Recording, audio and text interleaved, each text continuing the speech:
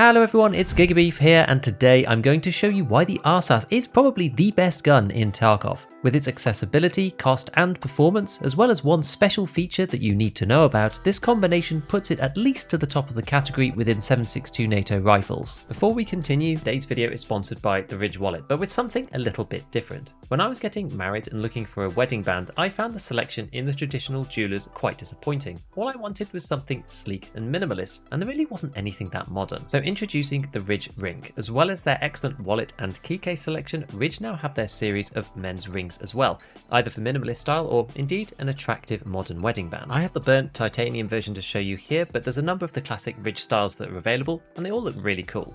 Now I know that rings are not for everyone, and that's completely fair enough, but the best part about the Ridge rings is that you can get two future exchanges in the same style with different sizes in case your hands change. For example, if you lose a load of weight or you get completely stacked. As usual, you can get the best offer using my link and code GIGARIDGE at the checkout to save 10% on your order and benefit from Ridge's lifetime warranty, and the 99-day test drive applies here too as a risk-free trial. So if things don't work out, you can get your money back. So visit ridge.com/GigaRidge for products meant to last a lifetime.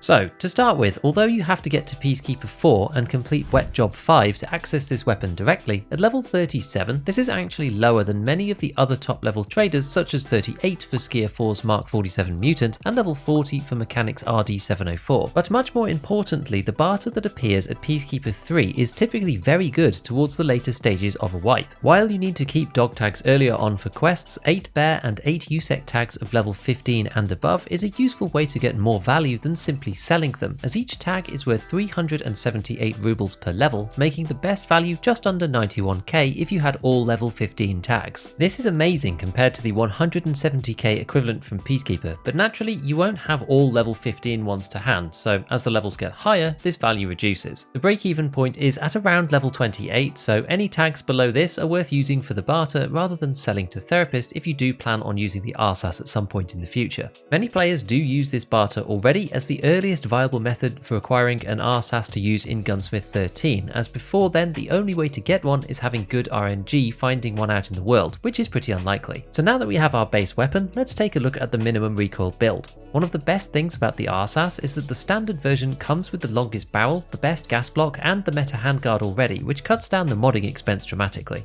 Barrels are typically pretty expensive, and most other similar weapons don't come with the longest version by default. From here, to see the minimum recoil, we'll be using the usual suspects, adding the QDC muzzle brake and suppressor combo to the barrel, an RK2 foregrip to the handguard, and an advanced receiver extension buffer tube along with the PRS Gen 3 stock. We can also add the Growl pistol grip and the Defiant sights front and back for additional ergo, which overall gets us to 38 recoil and 21 ergonomics. Now, the RSASS is quite a heavy weapon, already coming to 5.5 kilos, so we likely don't want to use it in this state. Boosting the ergo here has a lot of value to increase the sighting speed, so swapping the RK2 over to the SE5 and the PRS Gen 3 to the MOE carbine plus butt pad combo gets us to 44 recoil and 44 ergonomics instead. As this weapon is semi-auto, we don't really need to reach the cutting edge levels of recoil to perform well, and I think it's well worth giving up 6 recoil here for 23 ergo to sight your target faster. Given this is 7.62 NATO, there is a loud build possible with the BMD comprising of the 2 blast mitigation device muzzle pieces and the Lantac Dragon in the middle, but I don't think that it's really the best way to play this gun versus something like the RD704 that does excel at close range. As an extremely flexible weapon that performs at all ranges, I think you're better off keeping the RSASS suppressed to get the most out of it. One of the downsides to the RSASS is the relatively low magazine capacity though.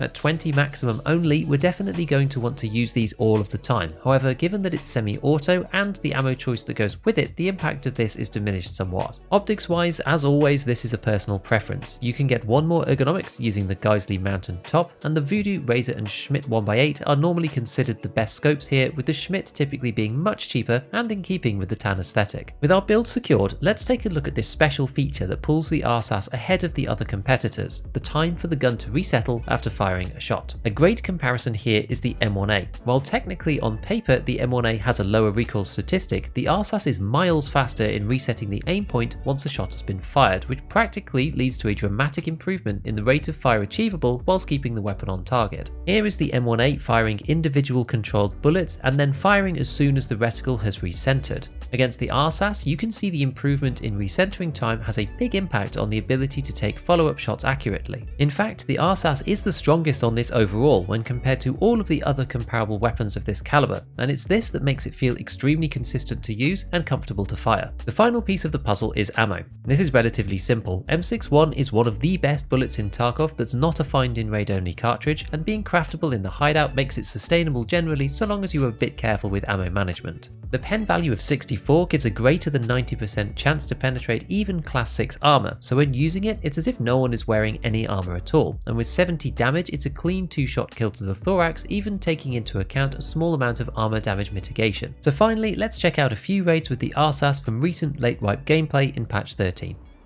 What's the thing with the weapon box in the airdrop? So, here it comes. The airdrop comes in, weapons cases come down. Where's ye oldie plane? Oh, it's over there. You don't need to go after the first one, yeah, and then basically you take the weapons. It should be around here somewhere. Oh no, it was there.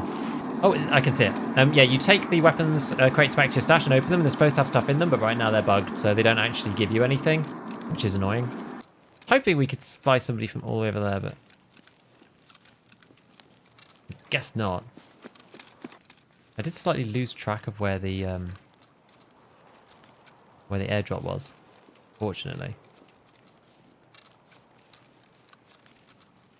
It was over here somewhere.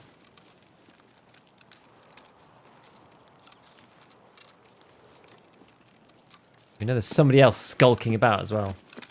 Let's try and get up to this tree line up here. Oh, airdrop, where are you?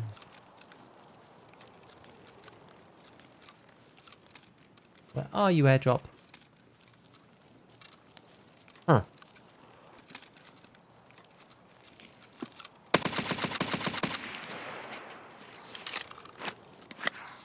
Gold! Literally just heard the turn, and then we had to go, go, go, go. Scared the bejesus out of me. Anyone else? Oh, the airdrop's over there. Let's just try and grab this man's loot. I don't really want his thing, actually. Oh, he took the...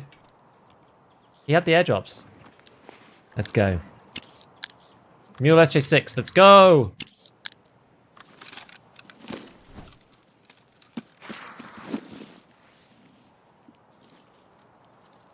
See if there's any stragglers over at the usual area. Are the airdrops still bugged? The opening of the airdrops is still bugged.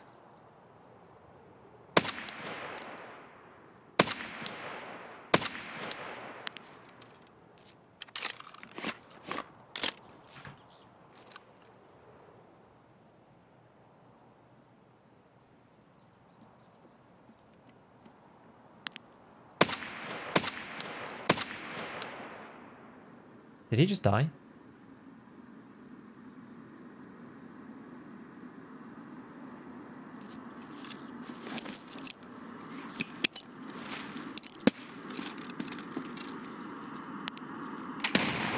I think he died. Yes.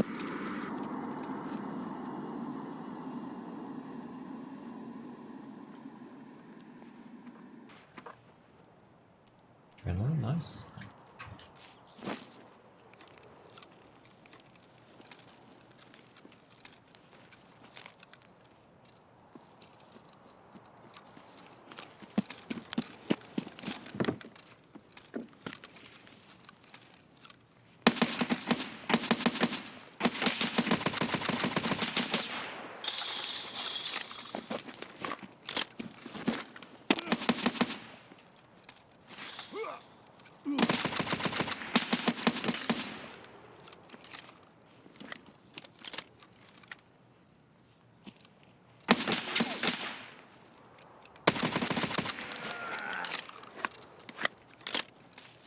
Okay.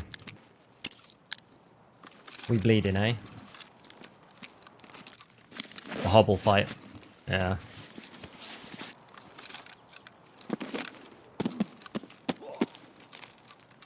Let me just get away a little bit and get back up here, actually.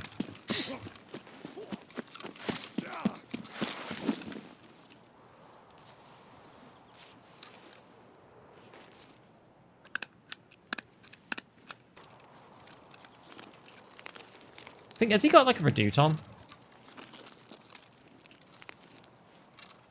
Big redoute boy. No, he's got this one. G28. A rare beast. Hey, the first time I've seen someone wearing that. With BCP FMJ. That sure is interesting. Oh, I do actually have outskirts. Should we just reset this? I guess we just reset it. So next up, go and check out my hardcore series if you haven't yet. Otherwise, as usual, a big shout out to all my patrons. Hit all the buttons if you enjoyed the video. And as always, have fun in your raids.